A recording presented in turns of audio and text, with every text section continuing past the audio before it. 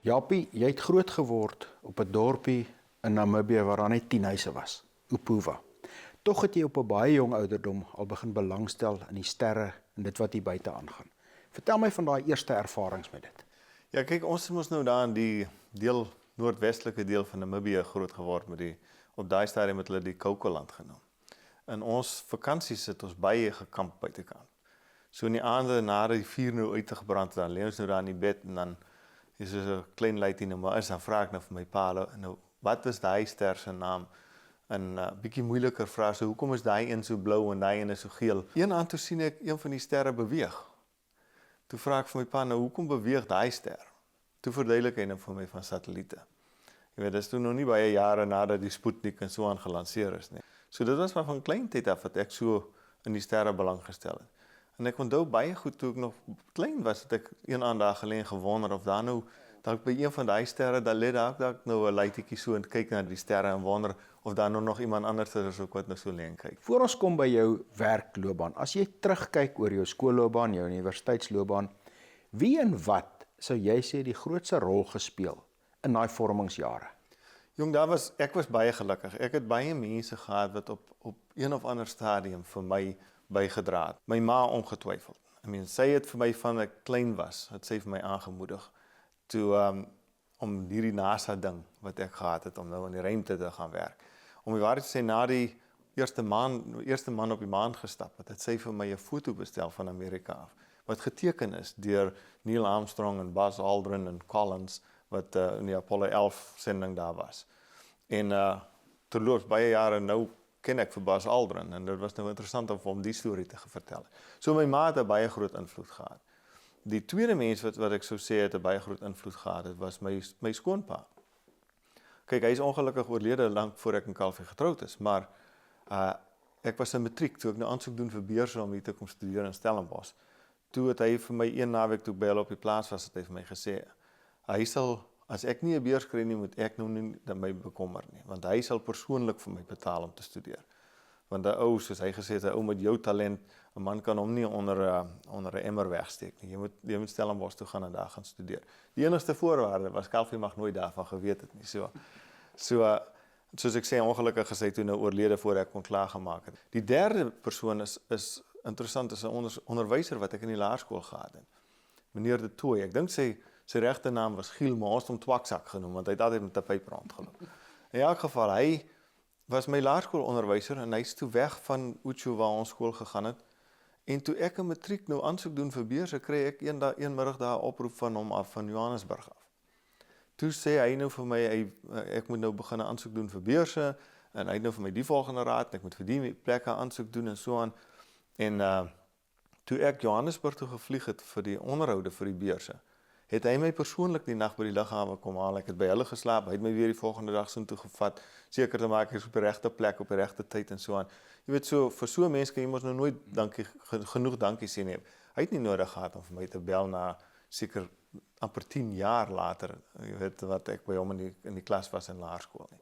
So dis mense, maar soos ek sê, daar was baie ander mense ook wat bygedra het tot 'n mens se vorming en jou sukses. So ek was baie gelukkig. Na Stellenbosch, hoekom het jy besluit om Amerika toe te gaan? Op daai stadium was die MIT, die Massachusetts Institute of Technology, was 'n soort van die mekka van ingenieurswese. Toe het ek nou daar aansoek gedoen, maar toe gaan ek hier na die Kaapstadse konsulaat, die Amerikaanse konsulaat in Kaapstad.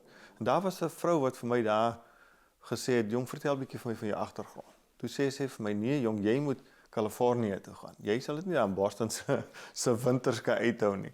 En ek onthou nog goed, toe kry ons die brief van MIT wat nou gesê het, ek is nou aangeneem daar te kan studeer die volgende jaar. En dit was hier in die winter hier in Stellenbosch. Toe vat ek en my vrou ons sambreeltjies en ons stap oor die campus na vriende van ons toe om te gaan koffie drink, om nou te kyk of ons nou hierdie Boston winter sal kan hanteer. Toe ons daar kom, toe sê ons, nee wat, ons gaan maar Kalifornië toe. Dis hoe ons op die oomblik in Kalifornië beland het. Hoe het jy aangepas by die Amerikaanse universiteite? Vir my was dit maklik. Kyk, Amerika oor die algemeen, die mense is baie vriendelik. Dit is 'n nasie van immigrante, jy weet. So hulle het ons baie maklik aanvaar. Akademies, moet ek sê, het Stellenbosch vir my 'n ongelooflike goeie fondasie gegee. Hier het ek 'n baie goeie balans gekry tussen teorie en tussen die praktyk. Jy is nog steeds betrokke by Stellenbosch. Hoe sou jy vandag die fakulteit, die ingenieursfakulteit aanslaan? Ek dink hulle is nog steeds baie goed. Op sekere vlakke, die klein satelliete wat hulle hier, die sogenaamde CubeSats en so, die klein satelliete waaraan hulle werk, wêreldgehalte, ongetwyfeld wêreldgehalte. So ek dink is nog steeds baie goed. Goed, terug. Jy is klaar met jou meestersgraad. Jy besluit om 'n doktorsgraad te doen, maar uiteraard is dit moeilik. Dit kos geld. Dit is 'n nuwe dis iets wat jy moet aanpak. Hoe dit gebeur? Ja, kyk, ek het mos 'n beurs gehad om my meestersgraad daar te gaan studeer en toe ek nou die ding klaarmaak. En die laaste semester wat ek daar was, het ek 'n klas geneem by Dr. Charles Alachi, wat nou die direkteur van die plek is waar ek werk. Toe het hy ons aan die einde van die klas almal gevat vir 'n bier. Ons het goed voorgedra vir die finale eksamen. Drink ons bier na die tyd en toe ons terugstap, toe vra hy nou vir my of ek my doktorsgraad daar gaan doen. Toe sê ek nee, ek het net 'n beurs gehad vir 1 jaar en op daai stadium was die klasgelde iets soos $10,000 gewees. Ja. Toe sê ek nee, ek het nie geld om die soort van goed te betaal nie. Toe sê hy vir my, maar kyk, as jy hier wil bly, sy woorde was, dis omtrent die stupidste reason wat ek gehoor het nog ooit ou vir my gesê, hy wil nie 'n doktorsgraad doen nie. As jy wil bly en saam met my wil werk aan jou doktorsgraad, sal ek met graag tot die klasgelde betaal en so aan. En dis hoe ek daar gebly het, saam met hom gewerk en ons nou al meer as 30 jaar, ons nou baie goeie vriende.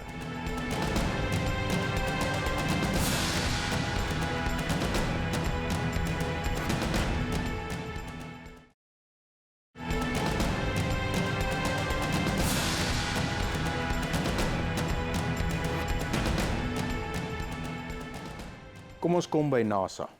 Dit was jou droom. Hoe het jy uitgekom om toe werklik uiteindelik vir NASA te werk? Toe ek nou by Caltech, by California Institute of Technology gaan studeer het, was daar 'n deel van Caltech, is die Jet Propulsion Lab, waar ek nou werk. Dis deel van die universiteit. Nou, ons het 'n baie snaakse wetlike opset met JPL. Ons is eintlik deel van NASA ook. Maar ons is 'n privaat onderneming en ons werk amper uitsluitlik vir NASA. So in daai opsig was ek baie gelukkig om nou daar uit te gekom het en nou deel van NASA kan wees.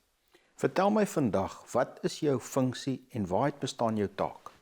Kyk, ek is een van die 4 direkteure van JPL, die afkorting vir Jet Propulsion Laboratory. En my spesifieke verantwoordelikheid is sogenaamde strategie en om nuwe idees te formuleer. So ek sê altyd, ek het soos die jong mense sê, die coolest job in die hele wêreld. Want ek sit en droom in my kantoor oor wat ons 20 jaar van nou af gaan doen, nie wat ons môre gaan doen nie.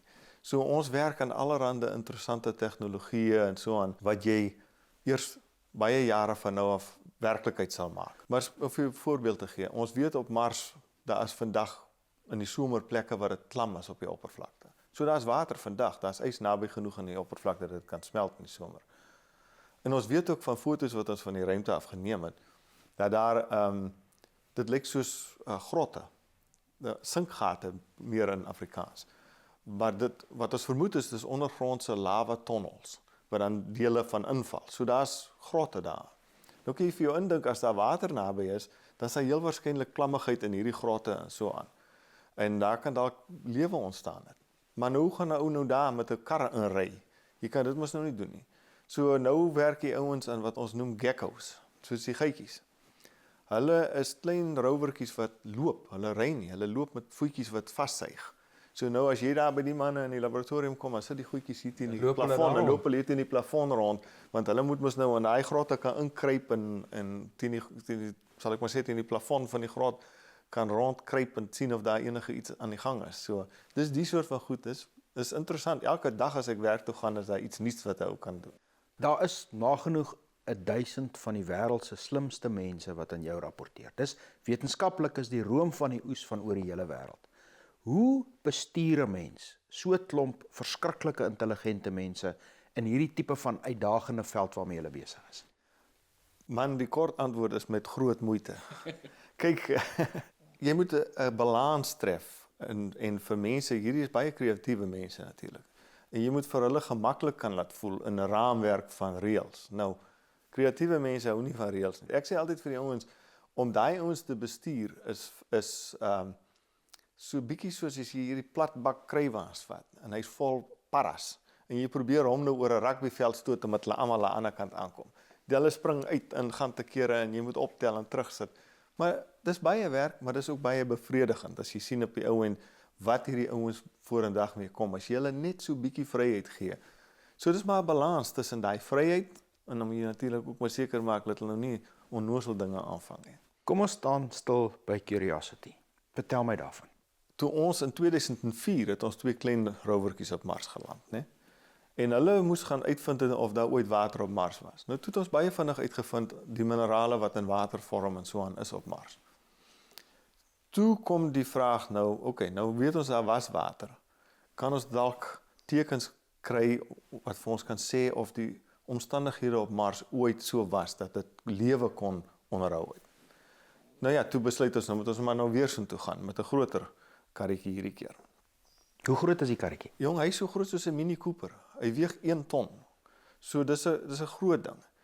Nou in 2004 het ons geland met sulke groot ballonne wat opgeblaas het. Dan hop die ding nou maar tot hy uiteindelik tot stilstand kom en dan blaas hy goed af en dan ry ons nou weer uit. Maar toe het ons baie gou uitgewerk met hierdie ene so groot en so swaar dat as die ballonne kan saamvat, dan moet ons die rover hier los. So ons sal nou nie albei kan vat nie. So toe moet ons nou met 'n ander manier vorendag kom wat ou kan land. Maar daar was 'n bietjie meer ook agter dit alles. Dit was nie net om hierdie een te land nie. Want as jy nou vorentoe kyk en jy wil daar mense daar land, dan moet jy baie goed saamvat. Baie groter sogenaamde payloads moet jy kan land op Mars. Toe besluit ons, okay, nou kom ons kyk dan nou maar vir 'n tegniek wat ons kan skaleer na groter goeders toe, né?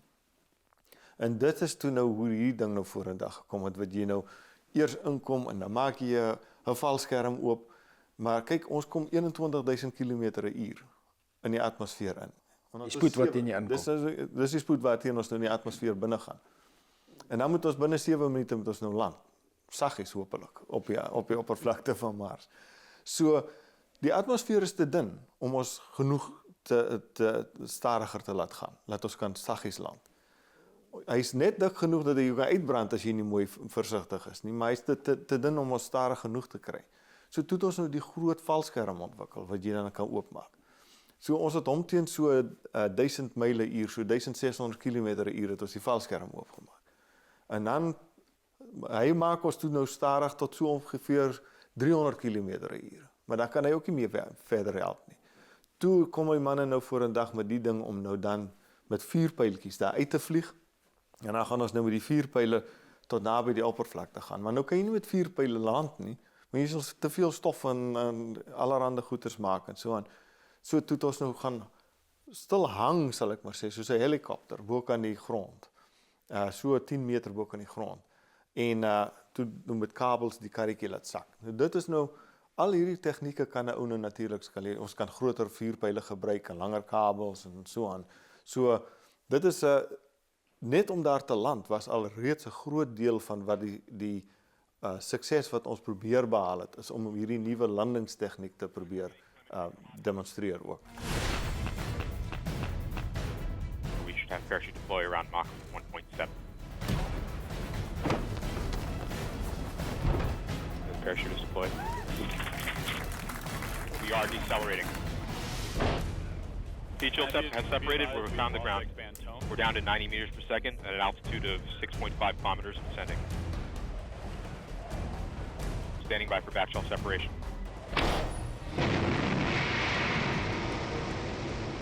We are in powered flight.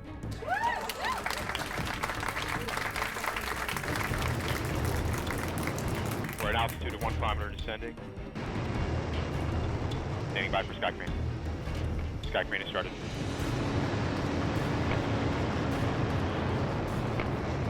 Signal to us, you remain strong.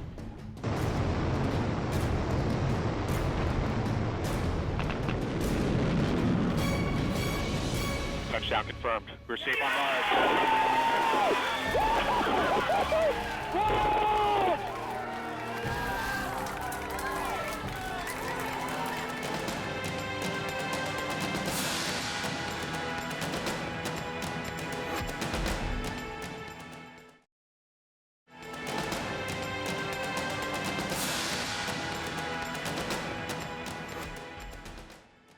Wil stil staan na die beginsel van die projek as jy iets stuur na Mars toe.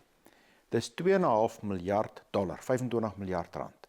7000 mense werk daaraan. Dis iets wat duisende en duisende kilometer van hier is. Daar's 'n magdom veranderlik is van hier tot daar wat jy nou beskryf het.